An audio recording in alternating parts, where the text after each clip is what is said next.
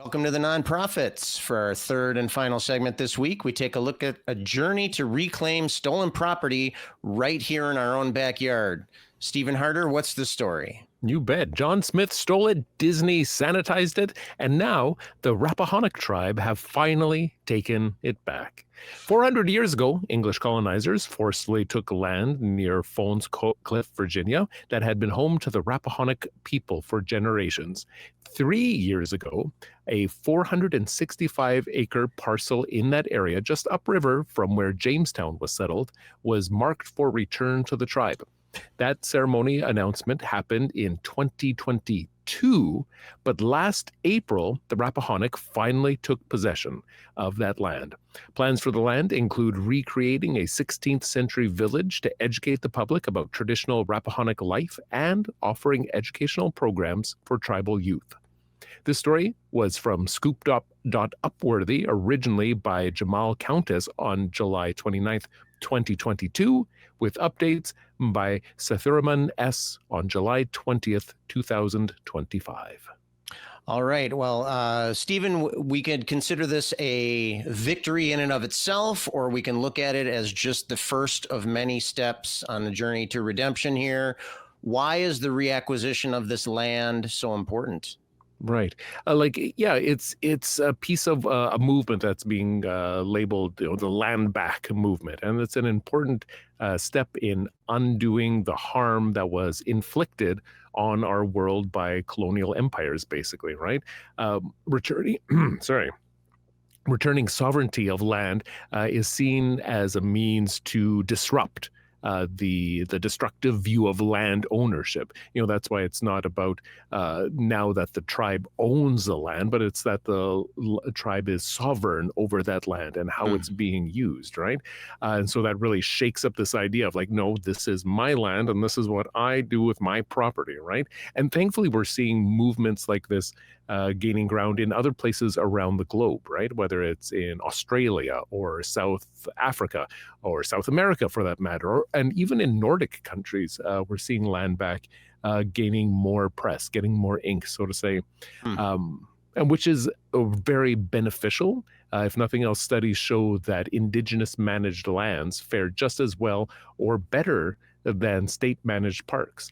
So it's all steps moving forward to address harms that have been done and actually prioritizing what is best for not just those people, but for our physical planet as well. Right. Definitely. Let's jump over to Cynthia real quick here. So Stephen was pointing out some practical reasons that this is an important development in the relationship between the United States and Native American communities. So do you think this represents some kind of fundamental shift in how these abuses can be addressed? I mean, is there room for optimism here, or what's kind of your take on that?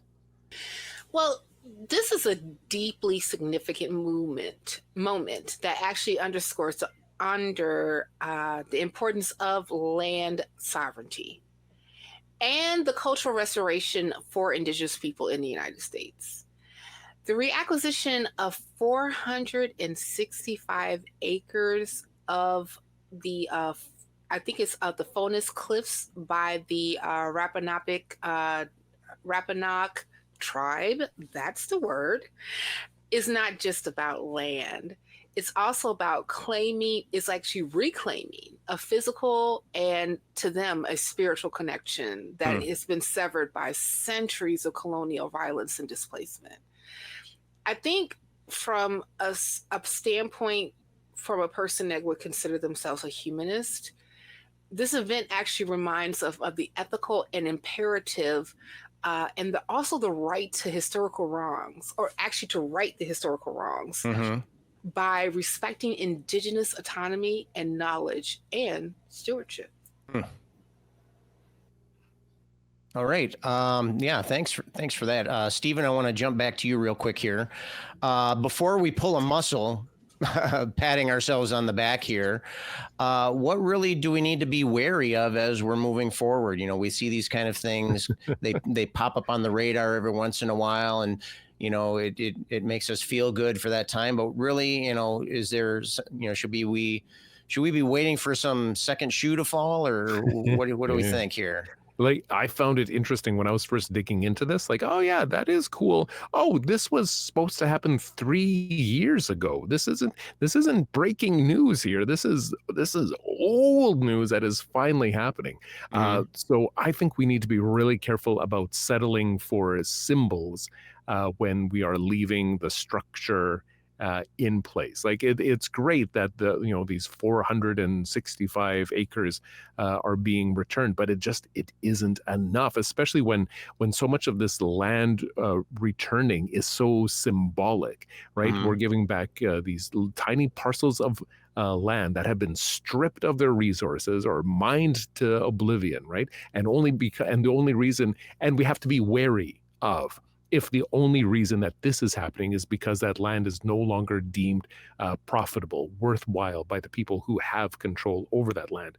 And Mhm. especially if we're giving this land back with only limited control, or it's really common for them to receive control over the surface of the land, but not anything that has to do with the value of the land, whether there's minerals or oils or lumber, right? That's still being retained by the government, right? And it's great that 465 acres are being, given to this tribe, while millions with an Right. M, hectares are being mined for resources, or is just sold outright, like we're seeing in headlines today of like public land being sold to companies so that they can be stripped of their resources. So it's Mhm. it's yeah, 465 is nice, but what does that mean really?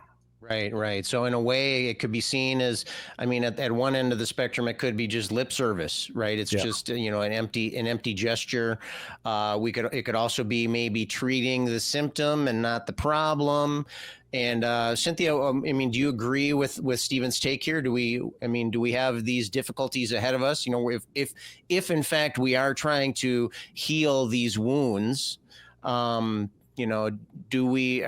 Is Stephen's concerns on point? Yeah, I mean, I'm going to speak from as a person from a marginalized group who have looked at policies that were geared towards that group, but it did not give the full outcome that you were expecting or Okay. hoping for. When I look at this, I'm glad that the people are getting their land back, right? I'm glad that they're getting those 465 acres of land, and it was due to them. They deserve it. That's theirs. It should be given into them in order for them to manage, to control, to steward over the whole nine, right? But I think that another thing that we have to look at is there are piecemeal and landscapes shaped by systemic injustices that are still remaining. See, this reclamation should be pushed and asked to all of us.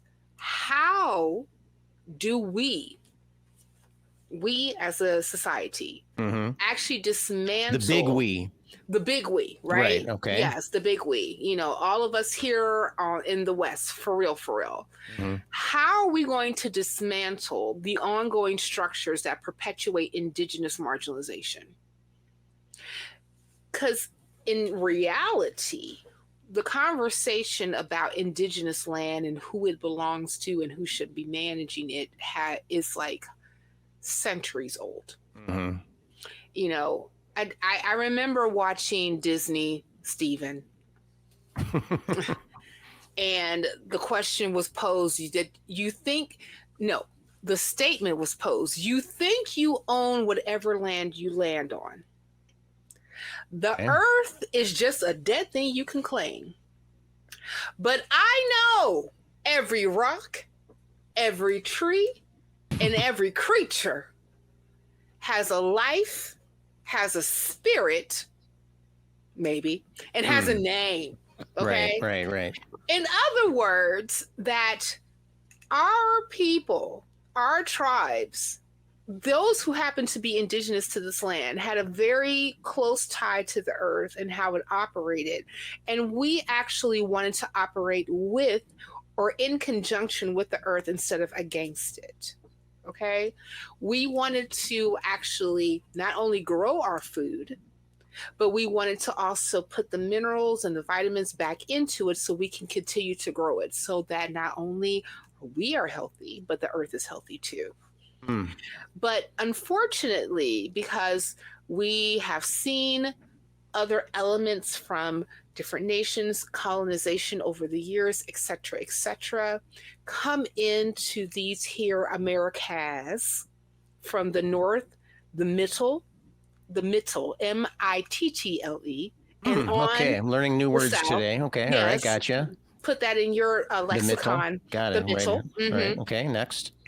Have been basically stripped and desecrated by colonization because they are stripping the resources in order for them to be able to utilize it without putting the proper nutrients back into the earth in order for it to yield, right? Okay.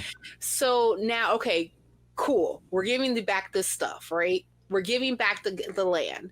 But as Stephen aptly mentioned, it's still stripped of resources. It's still Right. stripped of its nutrients. It's still stripped of the same thing that it needed in order for it to thrive, that fed people who were on this land centuries before the Europeans decided to go discover things. So, how can we move beyond a symbolic gesture towards a true sovereignty and actual reparations? And how can the wider public be meaningfully educated about indigenous histories and contributions without appropriating or sanitizing them? Because that's what we're dealing with right now. We already see, as we talked about previously earlier this week, about the sanitation and also the brain drain and also the changing of curriculum and things of that nature when it comes to actual history and actual things and facts that happen here, right here in our particular nation, right? Mm-hmm. So this story actually invites us to discuss broader questions. The role of conservation in social justice and how we, even as a community, as secular people, as humanist people, can support indigenous self-determination and cultural preservation in practical ways. And I hope that we can actually explore how we can advocate for more inclusive policies that honor indigenous rights while fostering an environmental and sustainability when it comes to the returning of their lands. I agree. I mean, I think conservation and social justice are tied. I mean, it's you really can't do one effectively without the other one. But you did mention a word in there that stuck out to me here. Spiritual. Mental? You mentioned spiritual, and Yeah, spiritual. so I want to jump over to Stephen here for a second. This is an atheist humanist show, and so I want to focus on that word for a second. I'm going to read you a quote from the Rappahannock tribe chief Ann Richardson. She said, and this was quoted in the article, "We have worked many years to restore this sacred place to the tribe. With eagles being prayer messengers, this area where they gather has always been a place of natural, cultural, and spiritual importance. So, So as atheists, how does the focus on spiritual importance of these lands affect your perception of the situation? Should religious beliefs, whether they're cultural or otherwise, be a factor when seeking to repair the harms that have been done to these communities? What role should spirituality play, looking through your cold, dark atheist eyes, Stephen?" They just reflect back my cold, dead heart that's close to God. Like everyone's on a journey. We can't force a journey on anybody else. If these marginalized folks have been denied their spiritual journey because they were too busy being, forced at the point of a sword to start attending Christian schools at the missionary. Or a barrel and a gun. Right? Exactly. Yeah. Like they need to go on their journey. Was their journey interrupted when they were still very thick with their spiritualism? Yes, yes, absolutely was. Just like any Christian nation would have been if the indigenous folks went over there and started killing them for not believing in their particular form of spirituality. It's hard for me not to look at it from a place of like, Arrested Development there. But like, I think they need to go on their journey and find out what it is. And we don't need to fear the truth. What am I trying to say? We don't need to fear whether or not they will find their way. I believe that humans, we will evolve into a fuller and fuller understanding of the world. And I think that will involve spiritual matters fading away. And we need to be able to make sure that everybody has the ability to go on that journey. We can't say, no, sorry, your ends are not the right ends because they don't match our ends. So right. I like that because, we talk about very often on our shows here about separating the argument from the person. And I think what you're talking about here is that on a societal level, we're separating, these people that have been harmed, they've had damage to them, they've had things taken from them, including in many cases their lives. And so I think addressing those wrongs and working to heal that is a separate issue from whether or not we have differences of opinion on religion or spirituality and things like that. Cynthia, do you have any comment on that? I have one last question for you before we wrap up here, but you look like you're itching to talk about that spirituality there. I am. All right, let's hear. What do you got? And the reason that I want to talk a little bit more about spirituality is because even though, like, us as secular people, we may not necessarily think that there is a proper definition of spirituality because we equate spirituality with the supernatural and we don't believe in the supernatural. Mm-hmm. We cannot divorce people who happen to have that ideology in their brains that's something that they happen to garner to. And the way that I have read about indigenous history in the Americas is that when they look at the land, they look at the land in a sacred way. They look at it in a spiritual way. They look at it in a supernatural way to say that, if they are imbuing gods or, magic or whatever the hell that they do, right? They are thinking that their relationship with the land is symbiotic and it is spiritual. Mm-hmm. Now, whether we understand that or not does not matter. It really doesn't. It does not. Absolutely. It does not matter. I can go and look confused all day long, and that's really okay, But at the same time, even as myself, like in the industry that I work as a social worker, I come across people who consider themselves spiritual all the time. Mm-hmm. And one of the things that I will never say to them is, hey, that spiritual crap that you're talking is garbage and you need to throw it out. Right. Now, even though that I may be thinking, I don't get this whole spiritual thing because this is where I have landed when it comes to that particular conversation, I will not take that away from you because obviously you draw comfort from it. And people who happen to look at their land and feel that they have a spiritual connection are in a symbiotic relationship with it where they feel comfortable with their land. And if they can get it back to where they can live comfortably off of that land the way that they used to, right? And if they call that spiritual, okay. One of the things that we just should not do is just like interrupt that process. So there could be a time, there could be an appropriate time or place to have that discussion, as Stephen was saying, but it doesn't have to be while we're healing the wounds, right? While we're trying to make efforts to recognize their humanity, recognize, fundamental rights and that kind of thing. And so, so I think we're all kind of on the same page there. But the last question I wanted to throw at you here, Cynthia, is, Stephen mentioned that this article was originally run in 2022. That's when many of these events kind of got the ball rolling, as it were. And you know, these days that 2022 seems just so long ago.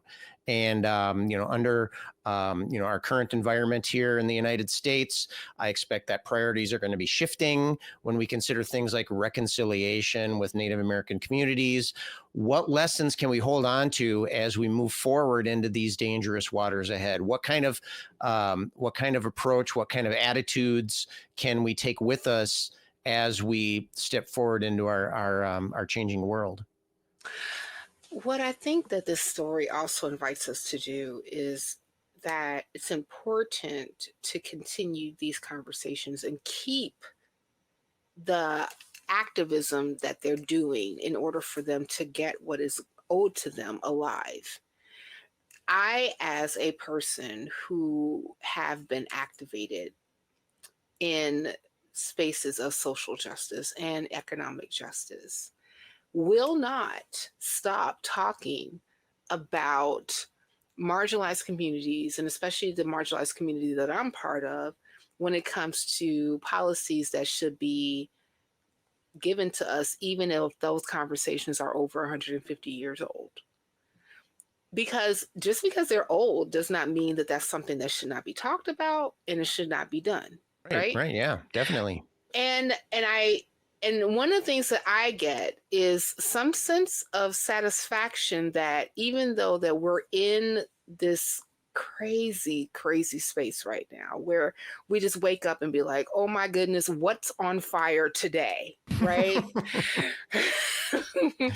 We laugh because that's all we can do, right? You know, that's what we're left with. We have to laugh. That is literally how we wake up here in the United States. What's on fire today? Right, exactly. But I think that we should grab some hope from this. Okay. That, hey, even though like things are not the way that we like, right?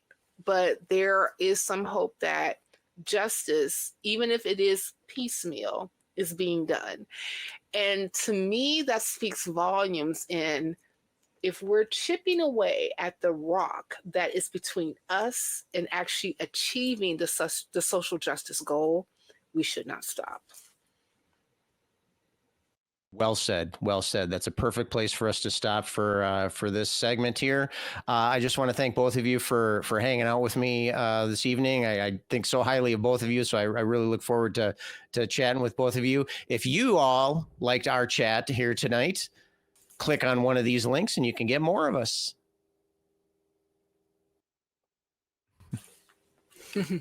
All right. And we're back.